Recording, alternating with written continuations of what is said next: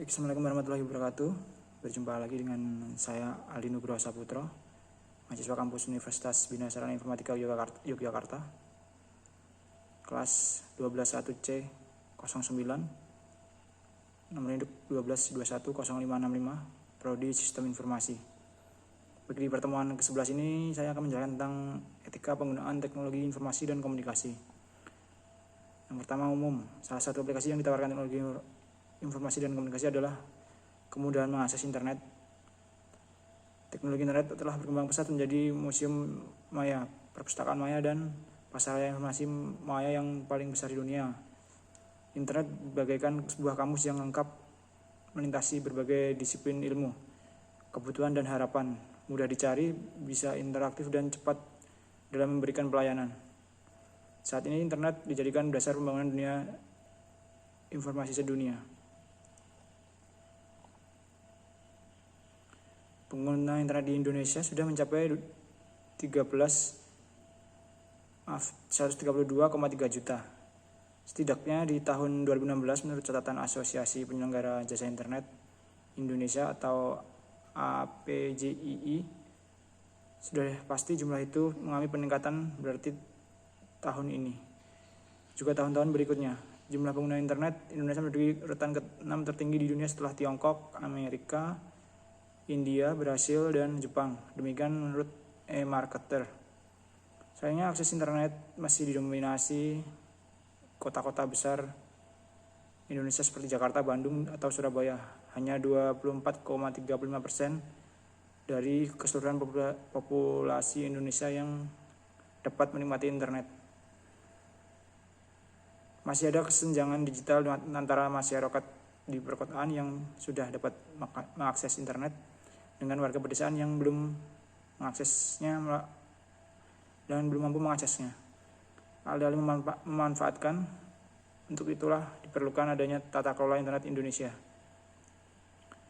Kemudian pengertian etika dan dalam TIK. Etika atau etik bermakna sekumpulan asas atau nilai yang berkenan dengan akhlak, tata cara atau adat sopan santun, nilai mengenai benar dan salah tentang hak dan kewajiban yang dianut oleh suatu golongan atau masyarakat. Sedangkan TIK dalam konteks yang lebih luas mencakup semua aspek yang berhubungan dengan mesin, komputer, dan telekomunikasi dan teknik yang digunakan untuk menangkap, mengumpul, menyimpan, memanipulasi, mengantar, dan menampilkan suatu bentuk informasi. Komputer yang mengandalkan semua bentuk ide dan informasi memainkan peranan yang penting dalam pengumpulan, pemrosesan, penyimpanan, dan penyebaran informasi suara, gambar, teks, dan angka yang berasaskan mikroelektronik. Teknologi informasi bermakna menggabungkan bidang teknologis seperti pengkomputeran, telekomunikasi, dan elektronik, dan bidang informasi seperti data, fakta, dan proses. Jadi etika TIK adalah sekumpulan asas atau nilai yang berkenan dengan akhlak, tata cara atau adat, saran santun, nilai mengenai benar dan salah, hak dan kewajiban tentang TIK yang dianut oleh suatu golongan atau masyarakat dalam pendidikan. Untuk menerapkan etika TIK, maka diperlukan terlebih dahulu mengenal dan memakna prinsip yang terkandung di dalam TIK. Di antaranya adalah yang pertama, ada tujuan teknologi informasi, memberikan bantuan kepada manusia untuk menyelesaikan masalah, menghasilkan kreativitas, untuk membuat manusia lebih bermakna jika tanpa menggunakan teknologi informasi dalam aktivitasnya. Kemudian yang kedua ada prinsip high tech, high touch, lebih banyak bergantung kepada teknologi tercanggih, lebih penting kita menimbang aspek high touch, yaitu manusia. Kemudian yang ketiga, menyesuaikan teknologi informasi dengan kebutuhan manusia. Jadi bisa dikatakan etika dalam penggunaan ICT adalah perbuatan manusia yang dipandang berperilaku nilai baik dalam penggunaan information, communication and technology, atau istilahnya bahasa Indonesianya teknologi informasi dan komunikasi. Kemudian etika dalam penggunaan teknologi informasi dan komunikasi. Yang pertama ada menggunakan TIK untuk hal yang bermanfaat, tidak membajak, menyalin, atau mengandalkan tanpa seizin pemilik hak paten. Hak cipta adalah hak eksklusif bagi pencipta atau penerima hak untuk mengumumkan atau memperbanyak penciptaannya atau memberikan izin untuk mengumumkan atau memperbanyak dengan tidak mengurangi batasan menurut peraturan perundang-undangan yang berlaku UU nomor 19 tahun 2002. Kemudian tidak mengurangi atau menambah hasil karya orang lain, tidak menggunakan perangkat lunak untuk suatu kejahatan, tidak memaksa, memasukkan dan menyebarkan hal yang bersifat pornografi, kekerasan dan merugikan orang lain, kemudian menggunakan perangkat lunak yang asli, kemudian menjunjung tinggi hak atas kekayaan intelektual atau haki, tidak memasuki sistem informasi orang lain secara ilegal, tidak memberi user ID dan password kepada orang lain untuk masuk ke dalam sebuah sistem, kemudian tidak mengganggu dan atau merusak sistem informasi, kemudian tidak menggunakan ICT dalam melakukan perbuatan yang melanggar hukum dan norma-norma yang berlaku di masyarakat, kemudian tetap bersikap sopan santun dan tidak bertatap muka secara langsung. Kemudian ketika sedang berinteraksi dengan orang lain menggunakan fasilitas non-verbal seperti message, sistem seperti SMS, chatting atau email perlu diperhatikan beberapa etika seperti penulisan yang baik, yang tidak menyinggung dan menyakiti perasaan pembaca. Kemudian tidak membicarakan keburukan dan menjelekkan orang lain di media sosial seperti Facebook, Twitter, email, dan sebagainya yang sejenis.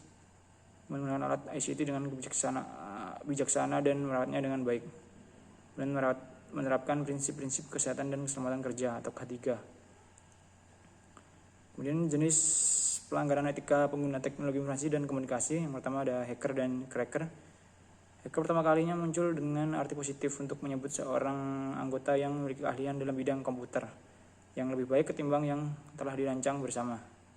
Menurut Mansfield, hacker didefinisikan sebagai orang yang memiliki keinginan untuk melakukan eksplorasi dan penetrasi terhadap sebuah sistem dan kode komputer pengamanan lainnya yang tidak melakukan tindakan pengerusakan apapun, tidak mencuri uang atau informasi. Sedangkan cracker adalah sisi gelap dari hacker dan memiliki ketertarikan untuk mencuri informasi, melakukan berbagai macam kerusakan dan sekali waktu juga melumpuhkan seluruh sistem komputer. Penggolongan hacker dan cracker. Reaksionalis hacker, kejahatan yang dilakukan secara netter, tingkat pemula untuk sekedar mencoba kekurangan andalan sistem sekuritas dan perusahaan. Crackers atau criminal mindset hackers. Pelaku memiliki motivasi untuk mendapat keuntungan finansial, sabotase dan pengerusakan data. Tipe kejahatan ini dapat dilakukan dengan banyak orang dalam. Kemudian ada political hackers, aktivis melakukan pengerusakan terhadap ratusan situs web untuk mengkampanyekan programnya, bahkan tidak jarang digunakan untuk menempel pesan untuk mendiskreditkan lawan. Yang kedua ada denial of service attack. Denial of service attack adalah suatu usaha untuk membuat suatu sumber daya komputer yang tidak bisa digunakan oleh para pemakai. Denial of service attack ditandai oleh suatu usaha eksplisit dengan penyerang untuk mencegah para pemakai memberi bantuan dari pengguna jasa tersebut. Denial of service attack mempunyai dua format umum: memaksa komputer korban untuk mereset, atau korban tidak bisa lagi menggunakan komputer seperti yang diharapkan, menghalangi media komunikasi antara para pemakai dan korban sehingga mereka tidak bisa berkomunikasi.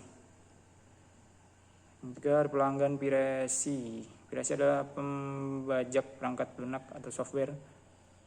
Undang-undang yang melindungi hak UU nomor 19 tahun 2002 untuk membajakan perangkat lunak, memasukkan perangkat lunak ilegal ke hard disk, soft living, pemakaian lisensi melebihi kapasitas, kemudian penjualan CD-ROM ilegal, penyewaan perangkat lunak ilegal.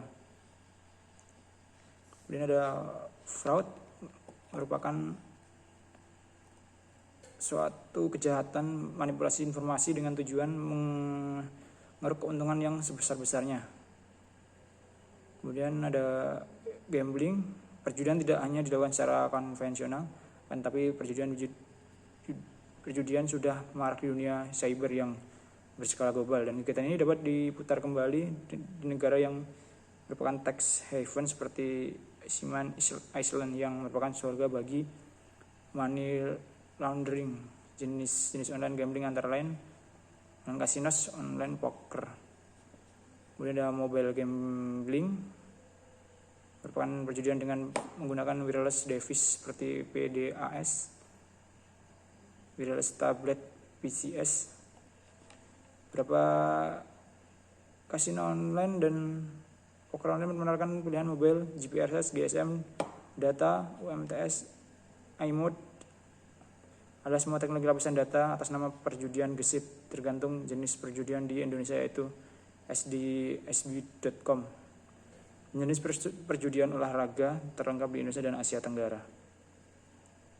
Kemudian ada pornografi and pedofilia. Pornografi merupakan jenis kejahatan dengan menyajikan bentuk tubuh tanpa busana, erotis, dan kegiatan seksual lainnya dengan tujuan merusak moral.